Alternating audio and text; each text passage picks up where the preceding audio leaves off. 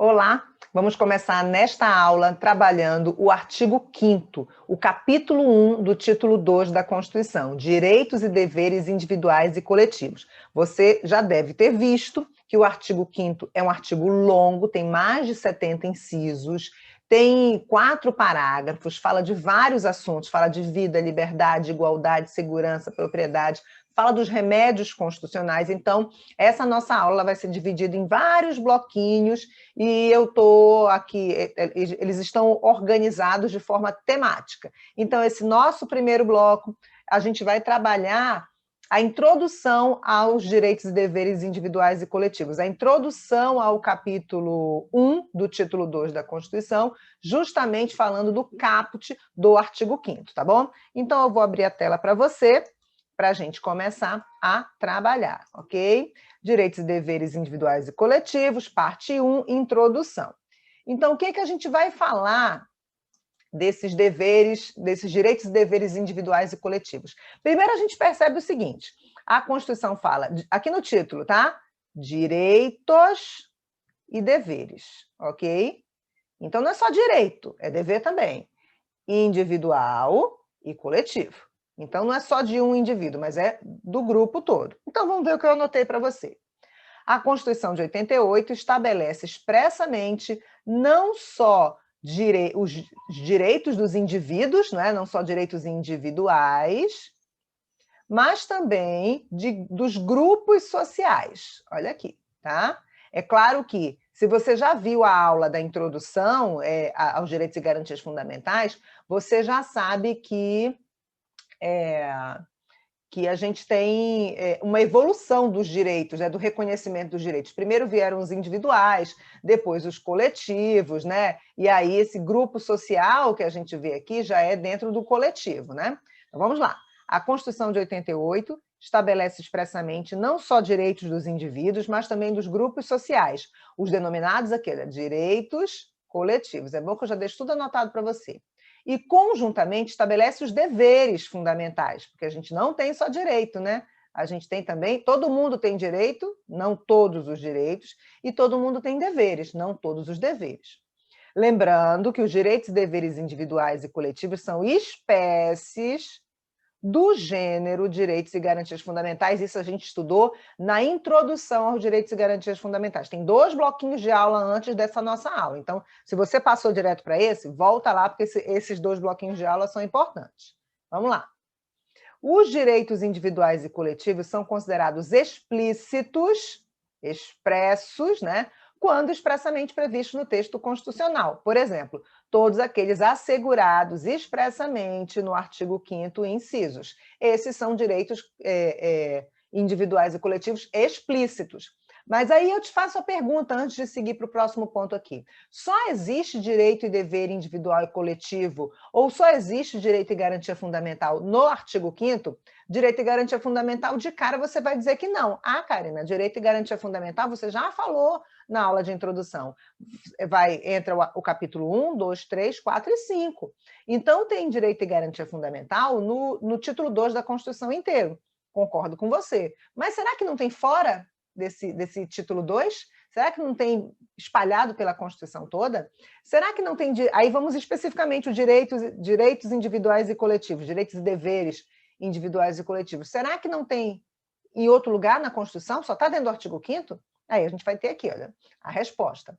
Todavia, há direitos individuais e coletivos explícitos também, eles não estão nem implícitos. Eu vou já falar dos direitos individuais e coletivos implícitos, dos direitos e deveres individuais e coletivos implícitos, tá? Mas a gente está falando dos explícitos ainda.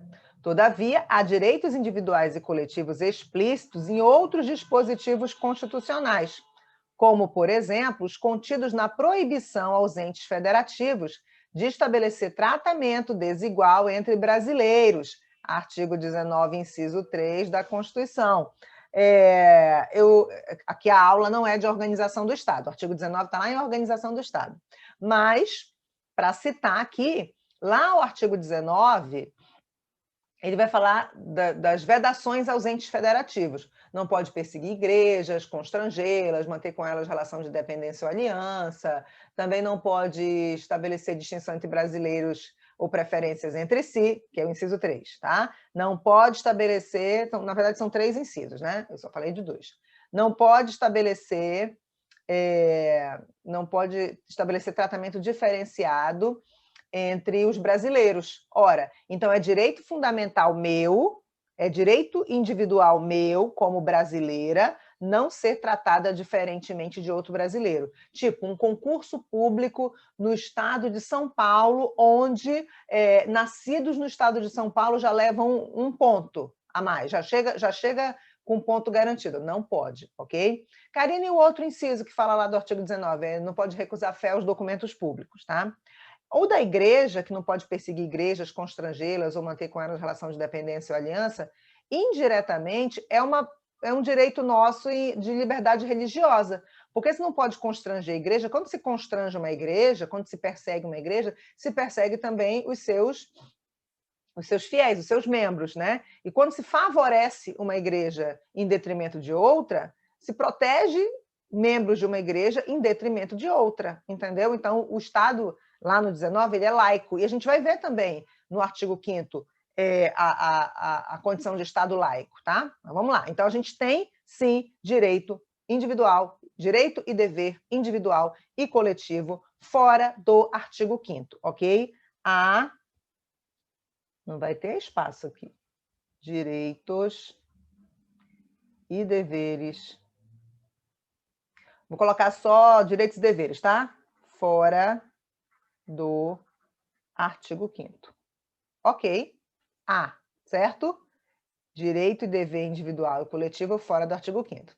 Assim, são considerados direitos e garantias fundamentais e também direitos individuais e coletivos, os expressamente previstos no caput do artigo 5º da Constituição, ok? Vida, liberdade, igualdade, segurança, propriedade e também, olha aqui, e todos os demais direitos previstos no texto constitucional decorrentes desses direitos fundamentais básicos. Então, quando a gente diz aqui, no 19.3, que não pode fazer tratamento diferente entre brasileiros, a gente está falando de igualdade. E a gente está falando um pouquinho também de segurança jurídica, tá bom? Vamos lá. Agora a gente vai falar dos direitos individuais e coletivos implícitos, tá? A Constituição admite a existência de direitos individuais e coletivos implícitos, cujo reconhecimento decorre de interpretação do texto constitucional. Este entendimento é evidenciado pela leitura do artigo 5º, que é para eu não mentir, artigo 5º, parágrafo 2º. Não é a professora que está inventando, não, é a própria Constituição que diz. O que esse parágrafo 2º faz? Reconhece a existência de outros direitos e garantias fundamentais, abre aspas, decorrente do regime dos princípios adotados pela Constituição da República Federativa do Brasil ou dos tratados internacionais que a República Federativa do Brasil seja parte. À luz do parágrafo 2º do artigo 5º, o rol dos direitos individuais e coletivos, dos direitos e deveres, tá? Expostos na Constituição é exemplificativo, isso cai em prova. O rol previsto no artigo 5º, ele é sugestivo, ele é exemplificativo, ele é não exaustivo, ok? Ele é não exaustivo, ele é não taxativo, porque ele é só exemplificativo, já que, continuando a leitura aqui com você, outros direitos da mesma natureza podem decorrer de tratados, e a gente já vai falar um pouquinho de tratados com você, princípio da dignidade da pessoa humana, por exemplo, e do regime democrático adotados pela Constituição da República Federativa do Brasil, de 88, obviamente, tá bom? Agora vamos falar da efetividade, certo? Dos direitos individuais e coletivos. As normas, quando eu falo aqui só direitos, é porque quando é direito meu, é dever teu. Quando é direito teu, é dever meu. Então, quando eu estou falando de direito, eu estou falando de dever também, porque outros, enquanto eu exerço um direito, o outro vai exercer deveres, tá? Então, eu só coloco direitos aqui para não ficar muito extenso, né? Para falar direitos, deveres individuais e coletivos todo o tempo. Então, as normas definidoras, olha só, esse é o artigo 5º, parágrafo 1º, tá? O que diz o artigo 5º, parágrafo 1º? Ele diz que as normas definidoras dos direitos e garantias fundamentais têm aplicação imediata. Olha o que eu anotei aqui. As normas definidoras dos direitos e garantias fundamentais, conforme dispõe o artigo 5º, parágrafo 1º da Constituição, possuem aplicação imediata. Ok? Aí vamos entender o que significa, e eu trouxe o José Afonso da Silva, um autor renomado de direito constitucional. Eu estudo José Afonso desde quando eu fui estudante de direito, da graduação. O que significa dizer, ele é um clássico, tá, do direito constitucional. O que significa dizer que, no entendimento de José Afonso da Silva, que esses direitos possuem os meios e elementos necessários para a sua pronta incidência aos fatos jurídicos que elas regulam. Então, quando a gente fala que o direito e garantia fundamental tem aplicação imediata, quer dizer que ele pode ser praticado, no momento que ele foi declarado na Constituição, certo? Ele pode ser aplicado imediatamente, ele não depende de nenhuma norma regulamentadora para poder ser praticado, ok? É isso que quer dizer o parágrafo 1º do artigo 5º. As normas definidoras dos direitos e garantias fundamentais têm aplicação imediata. Só que, na prática, às vezes, aquele direito citado ali na Constituição ele tem uma previsão muito superficial. E, para praticar o direito, para exercer o direito, é necessária a regulamentação. E, quando não há regulamentação, ocorre o que a gente chama de síndrome da inefetividade das normas constitucionais de eficácia limitada. A gente já vai chegar nisso, tá? Ainda José Afonso falando. José Afonso nos esclarece a seguinte assertiva: a aplicação imediata prevista no artigo 5º, parágrafo 1º, significa que as normas são aplicáveis na medida do possível, até onde as instituições do Estado oferecem condições para o seu atendimento. Então, o José Afonso diz que as normas, elas possuem, olha aqui, elas possuem os meios e elementos necessários à sua pronta incidência, aos fatos jurídicos que elas regulam, mas, ao mesmo tempo, José Afonso diz que a aplicação imediata prescrita no artigo 5º, parágrafo 1º, significa que as normas são aplicáveis na medida do possível, até onde as instituições do Estado oferecem condições para o seu atendimento. Eu não posso, por exemplo, vamos imaginar, eu sou cadeirante, eu tenho uma necessidade especial, eu tenho uma deficiência física, motora, e eu preciso andar em cadeira de rodas. E aí eu tenho direito fundamental à acessibilidade, tá? Estou aqui criando uma situação hipotética. E, na minha cidade, todas as vias têm a acessibilidade, tem a rampinha, com desenho industrial já, desenho universal, tá? Quando a gente diz desenho universal, é porque há um desenho arquitetônico na área de arquitetura mesmo, para as rampas. Tem rampa que não tem o desenho universal. Tem rampa, gente, que se o cadeirante descer sozinho, não tiver ninguém com força para travar e segurar, assim, eu nunca andei de cadeira de roda, acho que não. Quando digo acho que não, porque às vezes a gente sai de hospital, né? Sai na cadeira de rodas, né? Mas não, nunca andei. Que eu lembre, não. Então, já andei, sim. Já torci o pé e já fui para o hospital de cadeira de roda. Mas eu não sei se todas têm trava, tem umas que são mais modernas, né? Mas vamos imaginar o seguinte: aquelas rampas que a gente vê, às vezes, em alguns lugares, que é aquela rampa assim, íngreme, aquilo ali está fora do desenho universal, tá? E aquilo ali não dá acessibilidade a qualquer cadeirante, porque nem todo cadeirante vai ter aquela cadeira de rodas que vê, tem umas que são mais modernas, né? Às vezes o cadeirante tem uma cadeira simples, né? Enfim, só para a gente entender. Vamos imaginar que nessa cidade, nessa minha situação hipotética, eu vivo numa cidade que tem todas as rampas de acesso a todos os locais públicos, de acesso ao público, prédios públicos, prédios particulares, cinema, shopping, tudo, e nas ruas também. Só que as rampas, por exemplo, da rua, ela está na faixa de pedestre.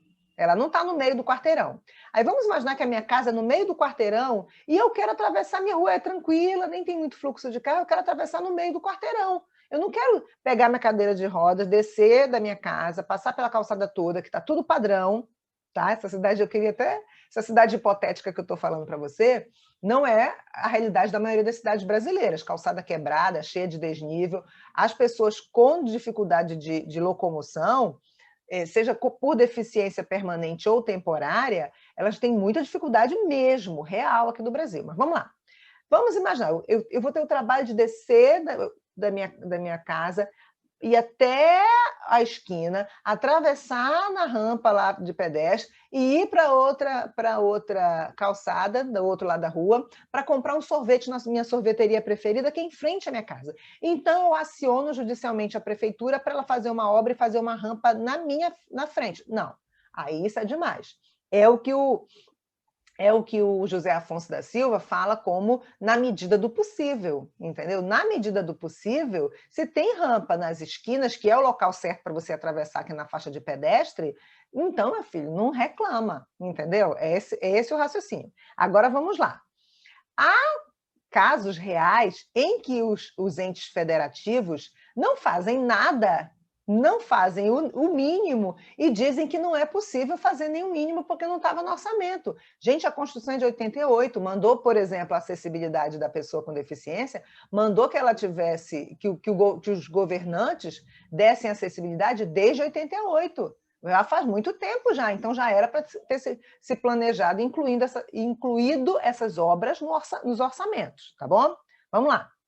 E no caso de não atendimento, tá, vamos reler de novo esse primeiro ponto.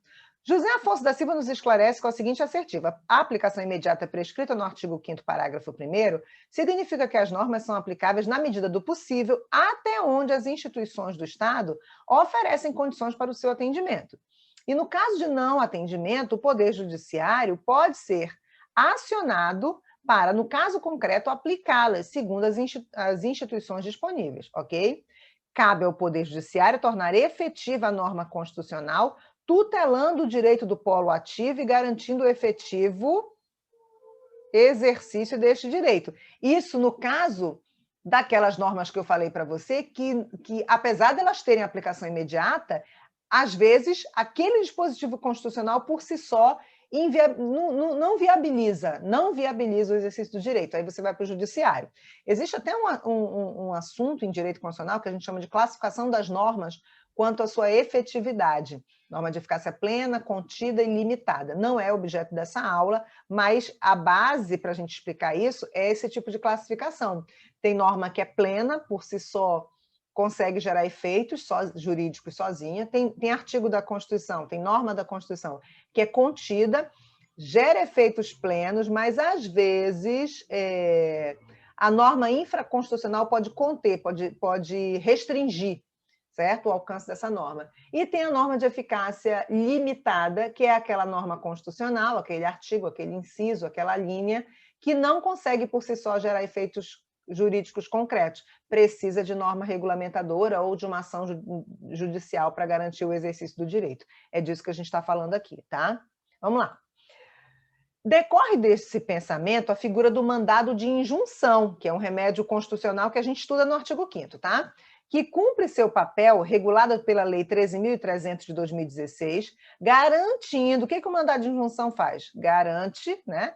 Garantindo o exercício de direitos fundamentais previstos na Constituição, ainda não regulamentados, e com seu exercício inviabilizado, por ausência da norma regulamentadora. Por quê? Porque esse direito aqui, ele é decorrente de uma norma constitucional de eficácia limitada, que é aquela que, por si só, não consegue gerar efeitos jurídicos concretos. Ainda neste sentido, temos a ação direta de inconstitucionalidade por omissão, regulada pela Lei 12.063 de 2009, isso a gente não estuda no artigo 5º, mas ela existe, só para a gente entender, que, junto com o mandado de injunção, a gente estuda no artigo 5º, cumpre o papel de combater a síndrome da inefetividade das normas constitucionais de eficácia limitada. É uma doença, né? E o remédio constitucional é o mandado de injunção, aqui o que a gente vai estudar. A ação direta de inconstitucionalidade também serve, tá? Só que, olha aqui, o primeiro instrumento, né, é instrumento de garantia efetiva do exercício do direito constitucional, do exercício do direito fundamental, no caso concreto. Quem é o primeiro, tá? O mandado de injunção que eu coloquei aqui, ok? Tá? No caso concreto. Enquanto que a segunda, a ação direta de inconstitucionalidade, é instrumento de pressão contra o legislador omisso. Porque é o seguinte, se você tem um direito previsto na Constituição e ele não está regulamentado, se você tem um direito fundamental previsto na Constituição, ele tem aplicação imediata, ok? Tem aplicação imediata. Só que, se ele depende de regulamentação, e essa regulamentação, para poder você praticar, e essa regulamentação ainda não existe, ele é um direito que está previsto numa norma constitucional de eficácia limitada. A norma, por si só, não consegue gerar efeitos concretos, mas esse teu direito tem aplicação imediata. Então, quais são as duas ações que eu estou citando aqui, que são as ações que dão condições de efetividade? A ADI por omissão, a ação direta de inconstitucionalidade por omissão, cujo resultado dela é pressionar o legislativo a legislar. E o mandado de injunção, cujo resultado é garantir, através de uma sentença, o exercício do direito.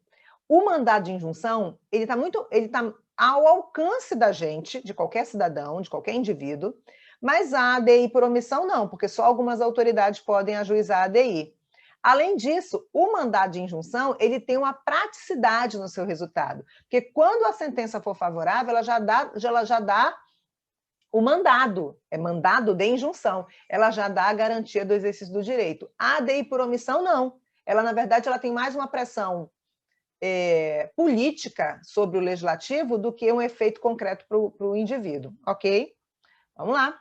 Concluindo, o autor, José Afonso da Silva, afirma que aquelas normas definidoras dos direitos e garantias fundamentais de primeira dimensão, que exigem uma conduta negativa do Estado, isso aqui a gente viu as gerações lá na introdução, tá? Os direitos e garantias fundamentais, que exigem uma conduta negativa do Estado, tem aplicabilidade imediata, que quando diz assim, a casa é asilo inviolável, ninguém nela pode entrar sem o consentimento do morador, não precisa ter mais nada, entendeu? É só ninguém entrar, pois não dependem de norma regulamentadora para que possam ser plenamente exercidas, entendeu? Mas aquelas normas definidoras dos direitos sociais, culturais, econômicos, que são direitos de segunda dimensão ou segunda geração, e dependem de uma ação positiva do Estado, olha só, podem apresentar obstáculos na sua aplicabilidade imediata, por dependerem de instrumentos normativos ou jurídicos que possibilitem a sua aplicação.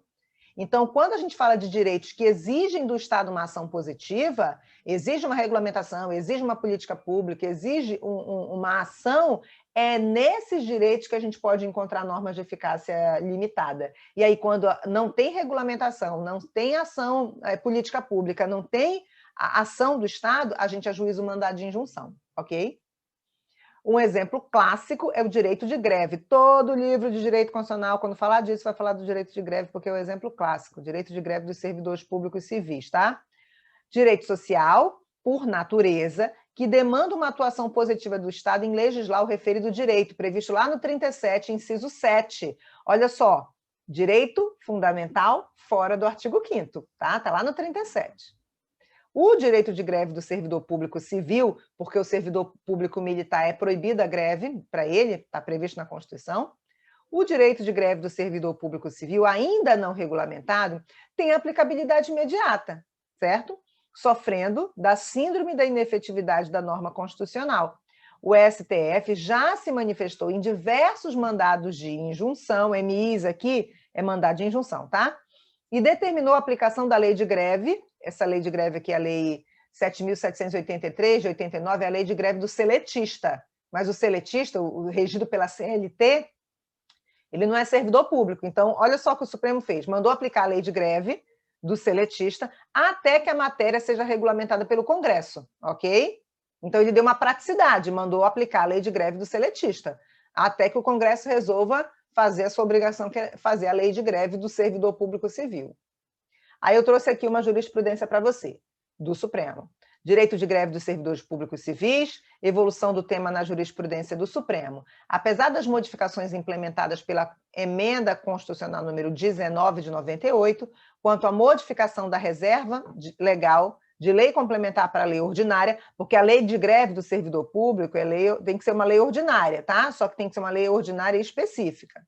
Observa-se que o direito de greve dos servidores públicos civis continua sem receber tratamento legislativo minimamente satisfatório para garantir o exercício dessa prerrogativa, em consonância com os imperativos constitucionais. Imperativo é ordem, né? Em consonância com a ordem constitucional, porque a Constituição mandou fazer a lei, tendo em vista as imperiosas balizas jurídico-políticas que demandam a concretização do direito de greve a todos os trabalhadores. O STF não pode se abster de reconhecer que, assim como o controle judicial deve incidir sobre a atividade do legislador, sobre o que ele faz, né, a atividade, é possível que a Corte atue também nos casos de inatividade ou omissão do legislador.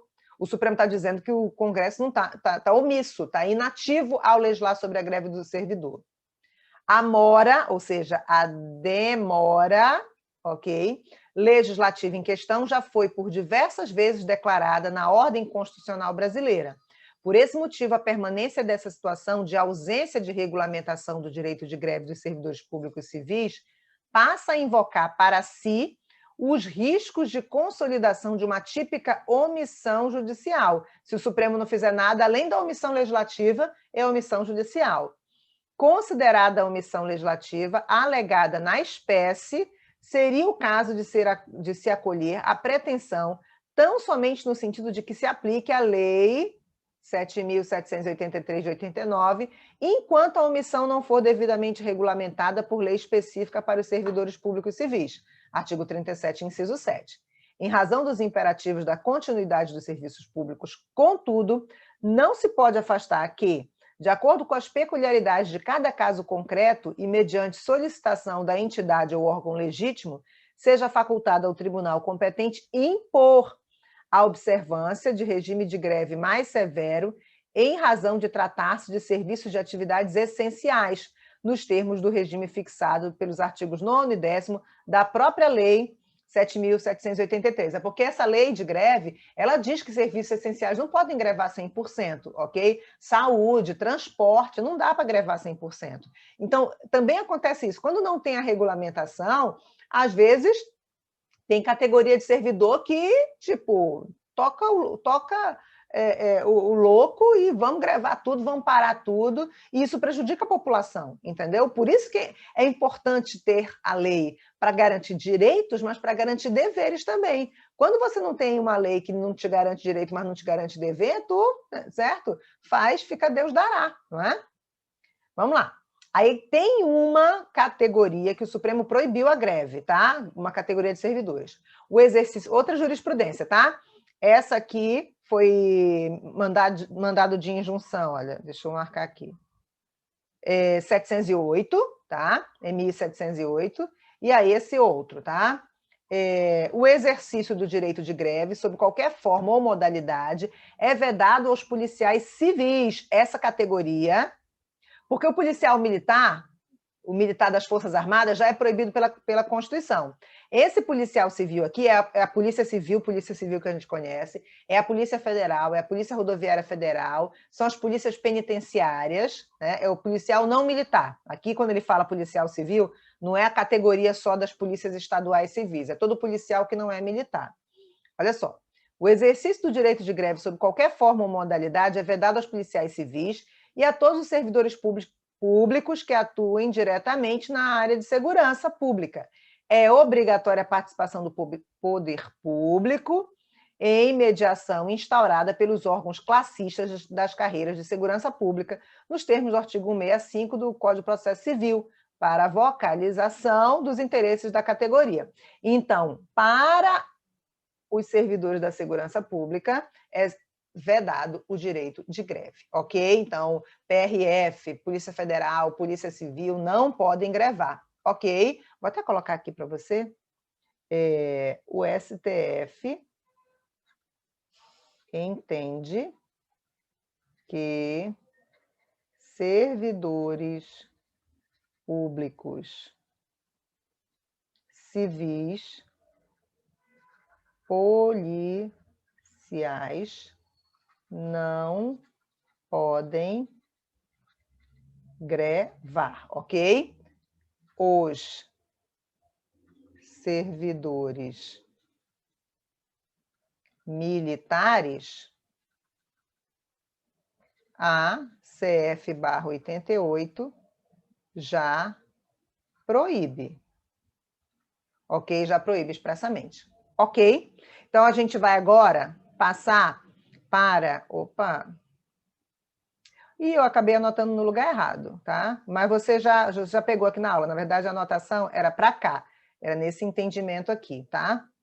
Deixa eu fazer a anotação aqui. Era bem aqui. O STF, rapidinho, entende que os servidores públicos policiais não podem grevar, ok? E a CF/88 já proíbe os servidores militares de grevar. Então, quem é que pode grevar? Os outros servidores públicos civis, exceto os servidores públicos policiais, ok? Vou fechar esse nosso bloco aqui, nesse slide. O próximo slide que a gente vai trabalhar é o que fala dos tratados internacionais. Lembra que a gente falou que os direitos e garantias fundamentais, eles não excluem outros decorrentes de princípios, tratados, regime que o Brasil adota e tratados internacionais que a República Federativa do Brasil seja parte. A gente vai falar dos tratados nesse ponto, ok? Clica no próximo vídeo que a gente tem mais tema de direitos e deveres individuais e coletivos. Clica aí.